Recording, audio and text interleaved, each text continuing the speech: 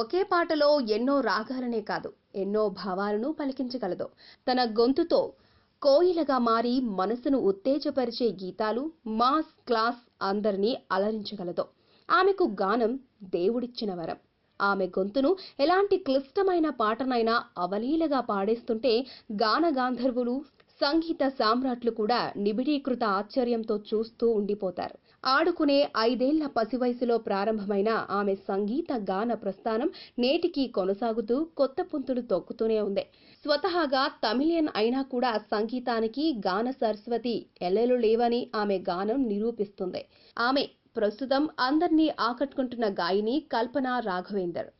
ఈమె బహుముఖ ప్రజ్ఞాశాలి. పాటలు, డబ్బింగ్, నటన, పాటల రచయితగా కూడా మంచి ప్రావీణ్యం కలిగిన అమ్మాయి.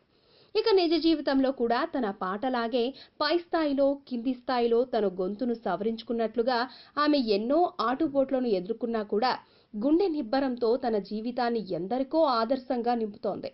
ఇక ఆమె తండ్రి ప్రముఖ గాయకుడు, నటుడు, కంపోజర్గా పేరొందిన టిఎస్ రాఘవేంద్ర. తల్లి సులోచన కూడా గాయనే. అలా ఆమె సంగీత కుటుంబంలోనే పుట్టింది. చిన్నతనంలోనే మదురై టి. శ్రీనివాస్ వద్ద కర్ణాటక సంగీతంతో శిక్షణ తీసుకుంది. అసలే జన్మతహా వచ్చిన గాన మాధుర్యానికి తన గురువు శిక్షణ కూడా తోడవ్వడంతో బంగారానికి తావి అద్దినట్లయింది. అంతేకాదు, ఆమె చదువులో కూడా ఎప్పుడూ టాపే. మాస్టర్ ఆఫ్ కంప్యూటర్ అప్లికేషన్స్ డిగ్రీతో పాటు ఫిలాసఫీలో మాస్టర్స్ డిగ్రీ చేసింది. ఆమె 2010లో మలయాళ ఛానల్ ఏసియా నెట్ నిర్వహించే South Indian singing show star singing season 5లో ఆమె విజేతగా నిలిచింది. ఇక తన 5వ ఏటనే సాలూరు వాసురావు స్వరపరిచిన పాటలో బాల గాయనిగా ఆమె పి. సుశీల, మనో, ఎంఎం శ్రీలేఖ, తన చిన్న సోదరి ప్రసన్నతో కలిసి ఓ ఫ్యామిలీ పాటను పాడింది. ఇక పెద్దయిన తర్వాత 1999లో అవార్డు విన్నింగ్ మూవీ మనోహరంలో ఆమె మెలోడీ బ్రహ్మ, నాడు నంబర్ 1 పొజిషన్లో టాప్లో ఉన్న మణిశర్మ స్వరపరిచిన పాటను పాడి విమర్శకుల ప్రశంసలను అందుకుంది. ఇక ఆమె తన కెరియర్లో ఎందరో లెజెండ్స్ అయిన సంగీత దర్శకులు, గాయని గాయకులతో కలిసి పనిచేసింది. Ilaiyaraaja, AR Rahman, KV Mahadevan, SP Balasubrahmanyam, Chithra, Susheela వంటి వారితో తన గానామృతాన్ని పంచింది. కృష్ణవంశీ ఖడ్గంలో ఆమె పాడిన ముసుగు వెయ్యొద్దు మనసు మీద పాటను విన్నవారు ఎవరా గాయని, అద్భుతంగా పాడింది, తన గొంతులోనే అన్ని భావాలను పలికించిందని ప్రశంసించారు. ఇక బోల్ బేబీ బోల్లో ఆమె పాడుతుంటే దేశం గర్వించదగ్గ పాప్ గాయని టైప్ ఫేమ్ ఉన్న ఉషా ఊతప్ కూడా లేచి నిలబడి చప్పట్లు కొట్టింది. కొన్ని కార్యక్రమాల్లో జడ్జిగా ఉన్న కోటి నుంచి సీనియర్లందరూ మంత్రముగ్ధులై ఆమె గానామృతంలో మైమరిచి తేలియాడారు.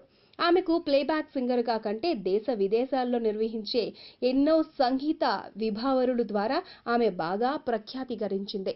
ఇప్పటి వరకు ఆమె వేల కొద్దీ పాటలనే కాదు, వేలాది సంగీత ప్రదర్శనలు కూడా ఇచ్చి పాపులర్ అయింది.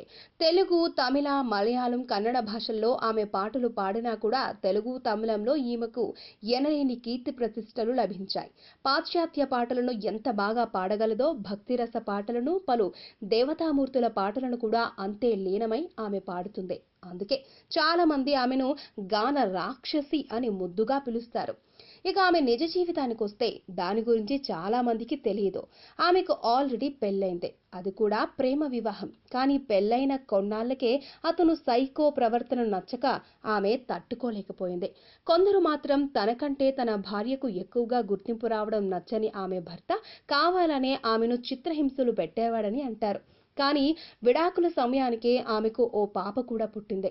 కానీ పాపను ఆమె భారంగా భావించకుండా తన బాధ్యతను తీసుకుని ఆమె బాధ్యతలను ఎంతో సమర్థవంతంగా, పాపకు తండ్రి లేడనే ఫీలింగ్ రాకుండా తానే తల్లి తండ్రి అయ్యి పెంచుతోంది.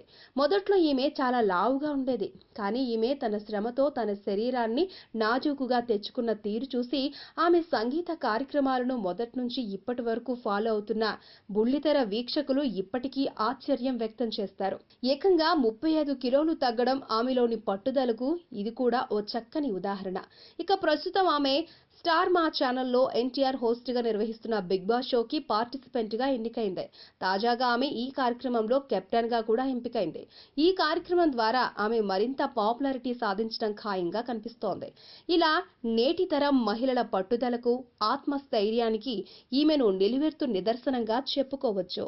ఈ వీడియో మీకు నచ్చితే ఓ లైక్ కొట్టండి, మీ ఫ్రెండ్స్ కు షేర్ చేయండి. ఇలాంటి డిఫరెంట్ వీడియోలను మరిన్ని చూడాలనుకుంటే మా యూట్యూబ్ ఛానల్ ను సబ్స్క్రైబ్ చేయడం మాత్రం మరవకండి.